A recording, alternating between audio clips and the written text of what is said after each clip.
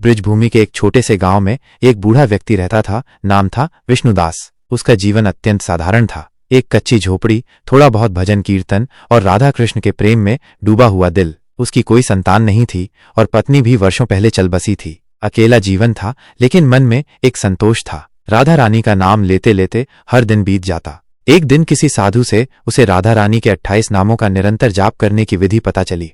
श्री राधा रानी के 28 नाम इस प्रकार हैं: राधा रासेश्वरी, रौम्या, कृष्ण मत्रादि देवता, सर्वाद्या, सर्ववंद्या, वृंदावन बिहारिणी, वृंदा राधा रौमा, अशेष गोपी मंडल पूजिता, सत्या, सत्यपरा, सत्यभामा, श्रीकृष्ण वल्लभा, वृषभानुसुता, गोपी, मूल प्रकृति, ईश्वरी, गांधर्वा, राधिका, आरम्या, रुक्मिणी, परमेश्वरी, परात्परतरा, पूर्णा, पूर्णचंद्र विमानना, भुक्ति मुक्तिप्रदा और भवव्याधि विनाशिनी। तब से वो दिन रात उन्हीं नामों का जाप करने लगा। वर्ष बीतते गए, वह बूढ़ा और कमजोर होता चला गया, लेकिन जाप में कभी अंतर नहीं पड़ा। गांव के लोग उसे पगला समझते थे, पर उसे किसी की परवाह नहीं थी। उसके जीवन में केवल राधा रानी ही थी।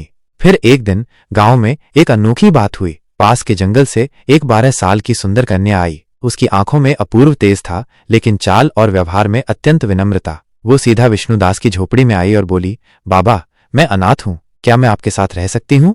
विष्णुदास ने बिना कोई प्रश्न किए सहमति दे दी। उस दिन से वह कन्या उसकी सेवा करने लगी। झोपड़ी की सफाई, भोजन बनाना और हर दिन राधा रानी के भजन गाना। उसका नाम राधिका था। वर्ष बीतते गए। विष्णुदास अब और भी वृद्ध हो चुका था। चलना फिरना भी कठिन था, परंतु राधिका की सेवा से उसका जीवन शांतिमय था। धीरे धीरे उसे राधिका में राधा रानी की झलक दिखने लगी। उसकी आंखों में प्रेम, सेवा में समर्पण और वाणी में मधुरता थी, जो सामान्य नहीं थी। एक दिन राधिका ने विष्णुदास से कहा, बाबा, अब समय आ गया है। आपने जिन 28 नामों का जाप किया, उन्होंने मुझे आप तक खींच लाया। मैं कोई और नहीं, आपकी राधा हूं। आप मुझे प्रेम से पुकारते थे और अब मैं आपकी पुत्री बनकर आपकी सेवा करने आई। विष्णुदास की आंखों से अश्रुधारा बहने लगी। वह चरणों में गिर पड़ा, पर राधा रानी ने उसे उठाया और कहा, अब चलो बाबा, अब तुम्हारा समय पृथ्वी पर पूर्ण हुआ। चलो मेरे साथ उस धाम जहां न दुख है न बुढ़ापा, केवल रास है, केवल प्रेम। उस रात गांव वालों ने देखा, विष्णुदास की झोपड़ी से दिव्य प्रकाश निकला और वो बूढ़ा साधक हमेशा के लिए इस माटी की दुनिया से चला गया।